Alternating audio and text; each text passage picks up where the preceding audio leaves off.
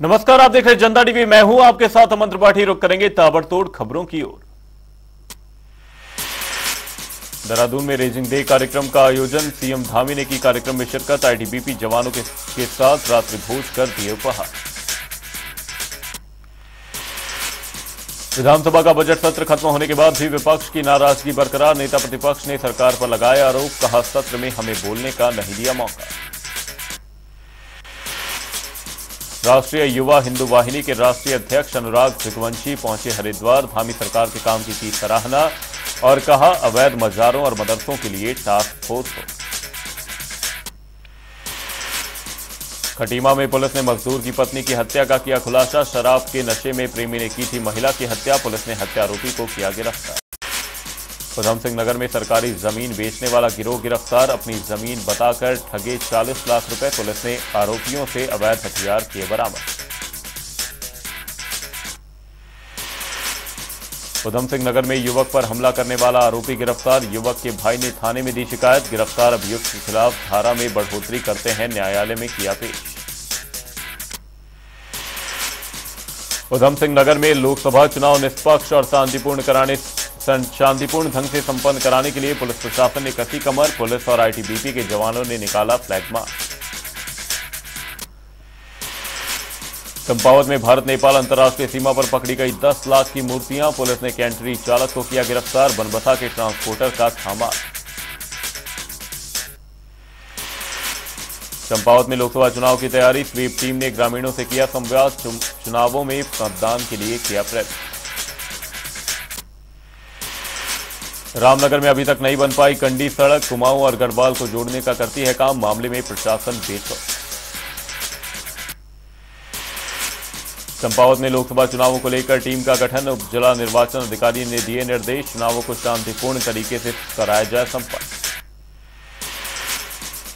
जीए पहाड़ citizen library की 18वीं library का शुभारंभ। जिलाधिकारी नवनीत पांडे ने किया उद्घाटन। युवाओं को किताबों के प्रति किया प्रोत्साहन।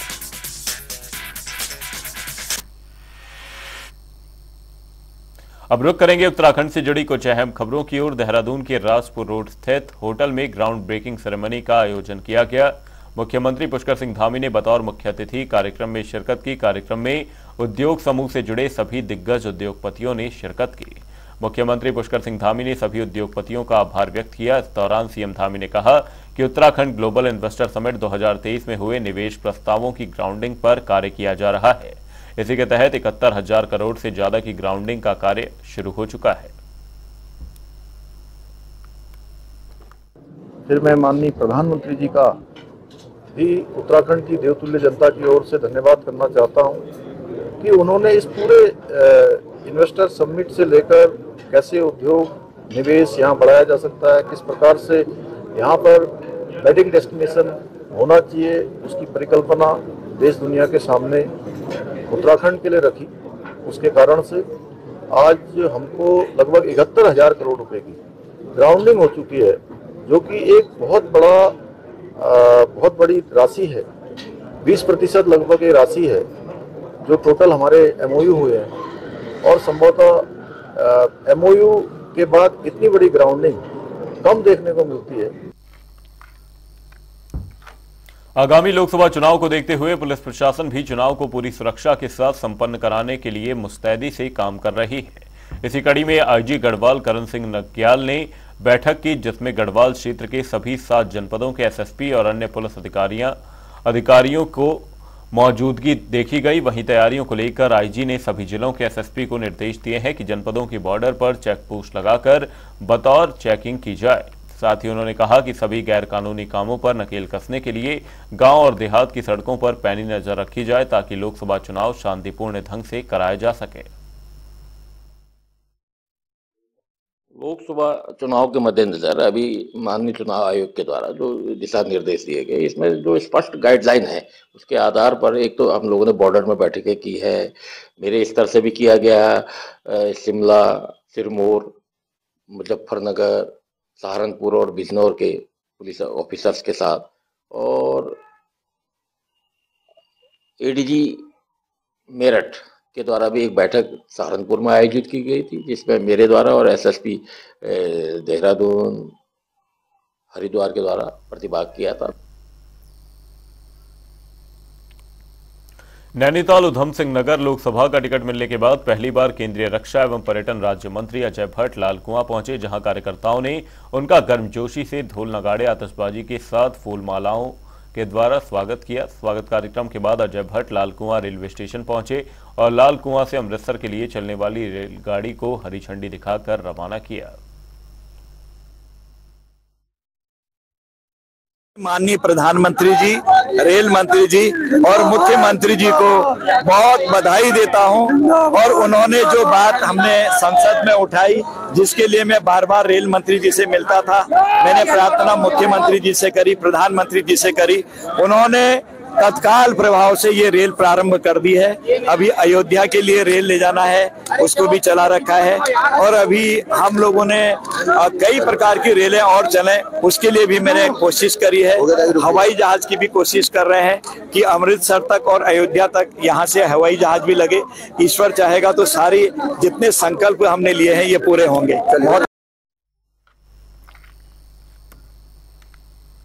देहरादून के राजपुर रोड स्थित होटल में ग्राउंड ब्रेकिंग सेरेमनी का आयोजन किया गया। मुख्यमंत्री पुष्कर सिंह धामी ने बतौर मुख्य अतिथि कार्यक्रम में शिरकत की। कार्यक्रम में उद्योग समूह से जुड़े सभी दिग्गज उद्योगपतियों ने शिरकत की। मुख्यमंत्री पुष्कर सिंह धामी ने सभी उद्योगपतियों का आभार व्यक्त किया। इस दौरान सीएम धामी ने कहा कि उत्तराखंड ग्लोबल इन्वेस्टर समिट 2023 में हुए निवेश प्रस्तावों की ग्राउंडिंग पर कार्य किया जा रहा है। इसी के तहत 71,000 करोड़ से ज्यादा की ग्राउंडिंग का कार्य शुरू हो चुका है। फिर मैं माननीय प्रधानमंत्री जी का भी उत्तराखंड की देवतुल्य जनता की ओर से धन्यवाद करना चाहता हूं कि उन्होंने इस पूरे इन्वेस्टर समिट से लेकर कैसे उद्योग निवेश यहाँ बढ़ाया जा सकता है, किस प्रकार से यहाँ पर वेडिंग डेस्टिनेशन होना चाहिए, उसकी परिकल्पना देश दुनिया के सामने उत्तराखंड के लिए रखी। उसके कारण से आज हमको लगभग 71,000 करोड़ रुपए की ग्राउंडिंग हो चुकी है, जो कि एक बहुत बड़ी राशि है। 20% लगभग ये राशि है जो टोटल हमारे एमओयू हुए हैं। और संभवतः एमओयू के बाद इतनी बड़ी ग्राउंडिंग कम देखने को मिलती है। हल्द्वानी में बीजेपी महिला मोर्चा की कार्यकर्ताओं की ओर से स्कूटी रैली निकाली गई। इस दौरान भारी संख्या में महिलाएं शामिल हुई। वहीं इस रैली में शामिल हुई महिलाओं ने प्रधानमंत्री नरेंद्र मोदी की कल्याणकारी योजनाओं के लिए उनका आभार व्यक्त किया। स्कूटी चलाना महिलाओं के, सब कहते हैं कि महिलाओं के बस की बात नहीं है। और देखिए आज बिना कोई नुकसान के, बिना कोई परिश्रम के, दुर्घटना घटे हुए आज हम ये रैली हमारी संपन्न हुई है। तो महिलाओं को मैं तो बहुत बहुत बधाई देती हूँ और हमारे आशा दीदी को भी बधाई देती हूँ, क्योंकि उन्होंने ये अवसर दिया है।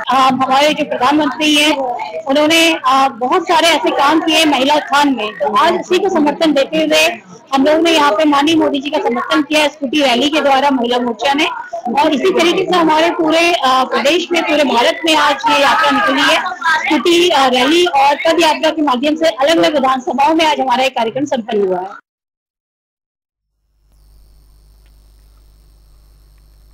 तो वहीं मसूरी में भी बीजेपी महिला मोर्चा ने नारी शक्ति वंदन यात्रा निकाली। इस दौरान कार्यकर्ताओं की ओर से लोकसभा चुनाव में बीजेपी की जीत के नारे लगाए गए। वहीं मसूरी महिला मोर्चा की अध्यक्ष गीता कुमाई और मंडल अध्यक्ष राकेश रावत ने कहा कि प्रधानमंत्री ने समाज में महिलाओं को सम्मान दिलाया है। ऐसे में यह जरूरी है कि आगामी लोकसभा चुनाव में एक बार फिर मोदी सरकार सत्ता में आए। प्रधानमंत्री जी ने महिलाओं को 33% आरक्षण दिया है। इसी के साथ साथ बहुत सारी ऐसी योजनाएं हैं, बच्चे के जन्म होने से लेकर उसके बड़े होने तक बहुत सारी योजनाएं हैं जिसका बेनिफिट महिलाओं को मिल रहा है। तो आज महिलाओं ने ये निर्णय लिया है, एक कार्यक्रम है नारी शक्ति वंदन कि हम मोदी जी को भारी मतों से जिताएंगे। इस बार हमारा 400 पार का आंकड़ा है, जिसको पूरा करने के लिए समस्त मातृशक्ति तन मन धन से समर्पित। पूरे भारतीय जनता पार्टी के चाहे युवा मोर्चा चाहे महिला मोर्चा हर विंग पूरी मेहनत कर रही है कि मोदी जी को तीसरी बार लगातार प्रधानमंत्री बनाया। 400 का हमारा लक्ष्य है, उसको पूरा करने में हम तन मन धन से लगे हैं और लगातार प्रधानमंत्री भी जैसे देश हित की योजनाएं बार बार लॉन्च कर रहे हैं। कल ही उन्होंने एक बयान दिया कि पूरा भारतवर्ष मेरा परिवार है। वो सदैव वासुदेव कुटुंबकम की राजनीति करते हैं, वो जातिगत और परिवारवाद की राजनीति नहीं करते हैं। उसी लक्ष्य के साथ हम पूरी भारतीय जनता पार्टी तन मन धन से लगी है।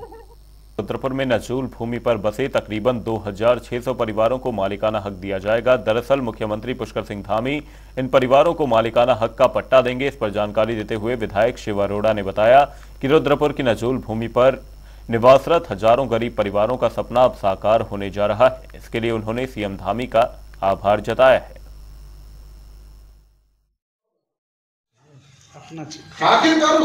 रुद्रपुर की नजूल के मालिकाना हक की बहुत पुरानी मांग की 30 से 40 वर्षों से आंदोलन चल रहे थे। यहाँ मलिन बस्तियों के निःशुल्क मालिकाना हक 50 वर्ग मीटर तक के लोगों को देने की हमने संकल्प लिया था 2022 के चुनाव में, और 6 मार्च को माननीय मुख्यमंत्री जी स्वयं यहाँ के प्रथम चरण में 2600 लोगों को निःशुल्क मालिकाना हक देंगे। लगभग 10,000 लोगों को निःशुल्क मालिकाना हक दिया जाना है। ये निश्चित रूप से जो चुनाव में हमने यहाँ के जनता से वादा किया था उस वादे को निभाया है, नजूल का मालिकाना हक दिला है।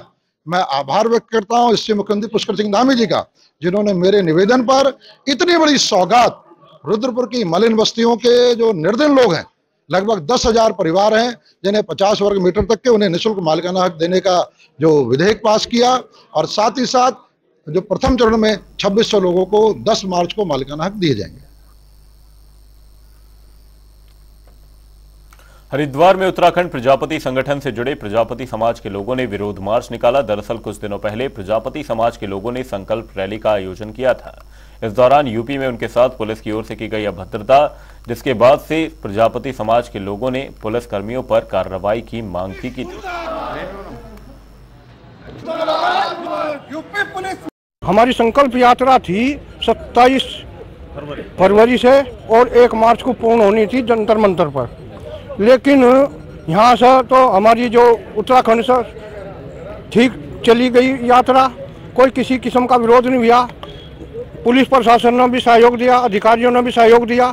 जैसे ही हम मुजफ्फरनगर पहुँचते हैं, उत्तर प्रदेश में पहुँचते हैं, तो हमारे लिए ऐसा बर्ताव किया गया जैसे अंग्रेजी शासन हो, यानी हमारी जो स्वास्थ्यता थी उस पर प्रश्न चिन्ह लगा दिया। हमारी मांग है पुलिस कर्मियों के खिलाफ कार्रवाई की जाए, पुलिस कर्मियों के खिलाफ कार्रवाई हो। हल्द्वानी हिंसा में पुलिस प्रशासन ने मास्टरमाइंड अब्दुल मलिक से करीब 2 करोड़ रुपए की वसूली के लिए कार्रवाई शुरू कर दी है। तहसील कर्मियों ने मलिक के वनभूलपुरा स्थित आवास पर वसूली के लिए नोटिस चस्पा किया है।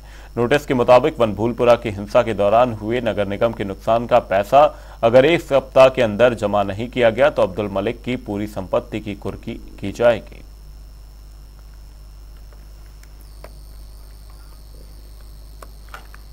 उत्तरकाशी के डांडा मजाक मार्ग पर रेत से भरा ट्रक गहरी खाई में जा गिरा। हादसे में चालक समेत 2 अन्य लोग घायल हो गए। वहीं मौके पर पहुंची पुलिस ने घायलों का रेस्क्यू कर अस्पताल में भर्ती करवाया।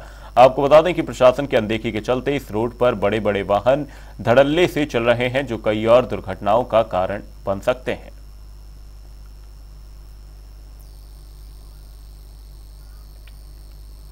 लोकसभा चुनाव के नजदीक आते वक्त के साथ ही बीजेपी ने लोकसभा सीटों पर अपना दांव खेल दिया है, तो बाकी बची सीटों पर सस्पेंस बरकरार है। ये रिपोर्ट देखिए।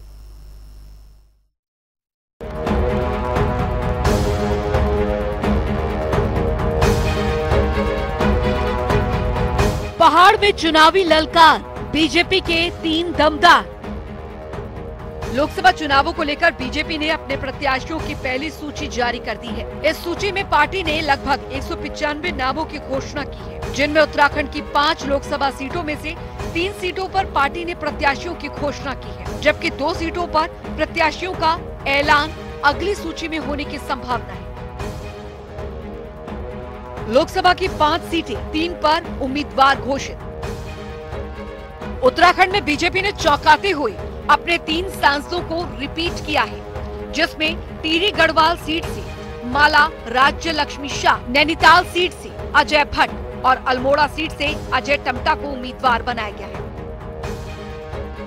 नैनीताल लोकसभा सीट अजय भट्ट 2 बार के सांसद रहे। अल्मोड़ा लोकसभा सीट अजय टम्टा बीजेपी ने भरोसा जताया है। टिहरी लोकसभा सीट महारानी राज्यलक्ष्मी शाह 2 बार की सांसद रही है।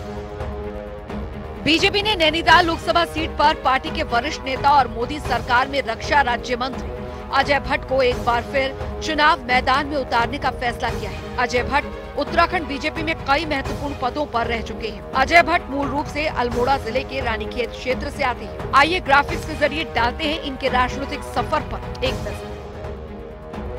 1980 राजनीति में इन्होंने कदम रखा।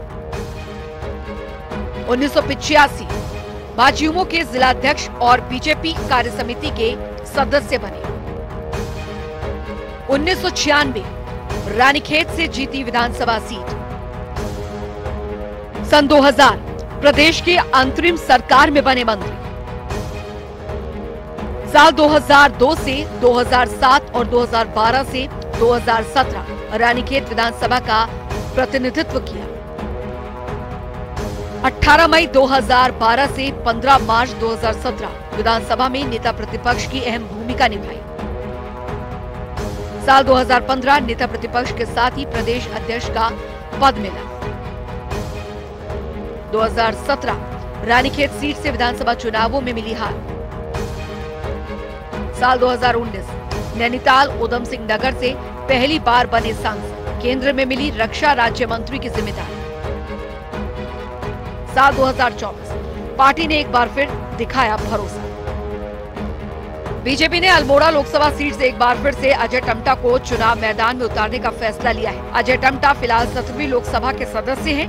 अल्मोड़ा में साल 1972 में जन्मे अजय टम्टा का लंबा राजनीतिक सफर रहा है। साल 1997 जिला पंचायत सदस्य बने। साल 2002 निर्दलीय रूप से लड़ा विधानसभा चुनाव लेकिन हार मिली। साल 2007 विधानसभा चुनाव में मिली जीत। बीजेपी सरकार में बने राज्य मंत्री। साल 2008 कैबिनेट मंत्री का मिला पद। साल 2009 लोकसभा चुनावों में मिली हार। साल 2011 बीजेपी कार्यकारिणी का बनाया सदस्य।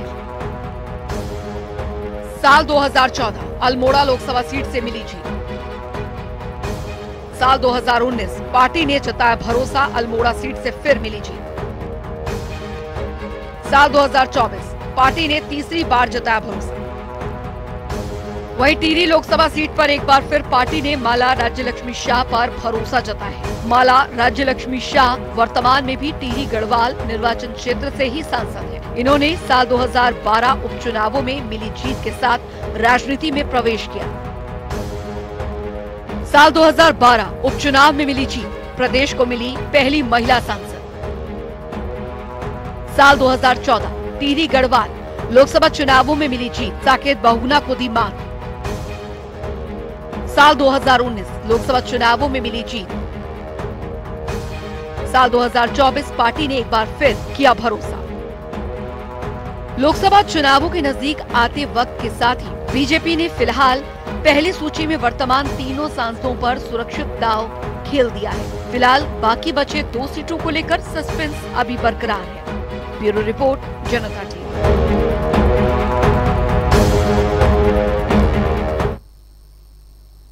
बुलेटिन में फिलहाल के लिए सिर्फ इतना ही। कहीं जाएगा नहीं। जनता टीवी पर खबरों का सिलसिला रहेगा जारी। तब तक के लिए नमस्कार।